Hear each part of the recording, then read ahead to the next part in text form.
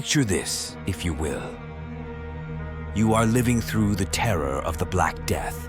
You can only describe the overwhelming sense of helplessness and grief that permeates every aspect of your existence. Despite somehow avoiding infection yourself, the relentless onslaught of death has torn apart the fabric of your world. Each passing day brings news of yet another loved one falling victim to the merciless plague, leaving you numb with sorrow and fear. You are haunted by the constant dread of succumbing to the same fate, knowing that the thin veil of luck that has spared you so far could be torn away at any moment. Every cough and every ache fills you with a paralyzing terror, and you find yourself constantly on edge, unable to escape the pervasive grip of despair that hangs over our ravaged community. In the midst of this unrelenting nightmare, you cling desperately to the fragments of normalcy that remain, finding solace in the fleeting moments of connection with those who still endure alongside you, while mourning the irreplaceable losses that have shattered your world forever.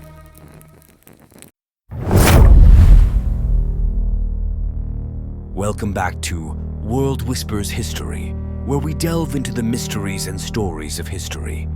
Today, we're exploring one of the darkest chapters in human history, the Black Death.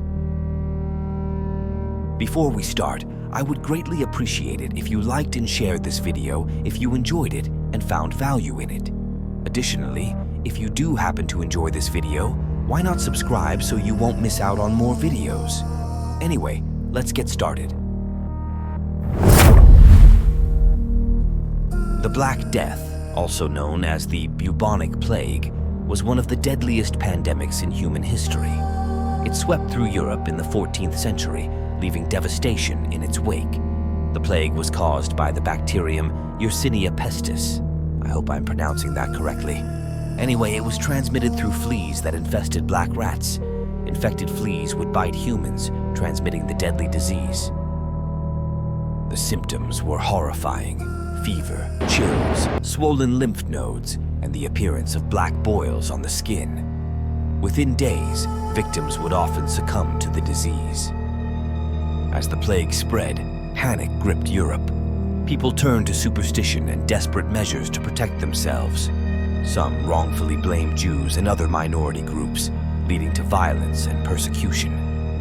Hey, real quick, I just wanted to say that if you or someone you know happens to be struggling with alcohol addiction and would like to take the first step towards recovery, check out our sponsor, Alcohol Free Forever. It is an amazing way to discreetly recover from alcohol abuse and live a life of clarity.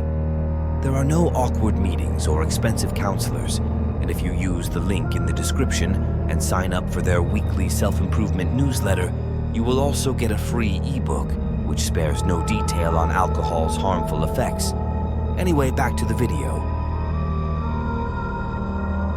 Giovanni Boccaccio, an Italian writer, described the chaos in his work, The Decameron, recounting how society crumbled in the face of the epidemic. Meanwhile, clergy and physicians struggled to make sense of the devastation. Despite efforts to contain the disease, medieval medicine had little to offer in terms of treatment. Physicians wore beak-like masks filled with herbs to ward off the miasma they believed caused the plague. Did I pronounce that correctly? Anyway, these ominous-looking beaked masks are commonly known as the plague doctor masks today.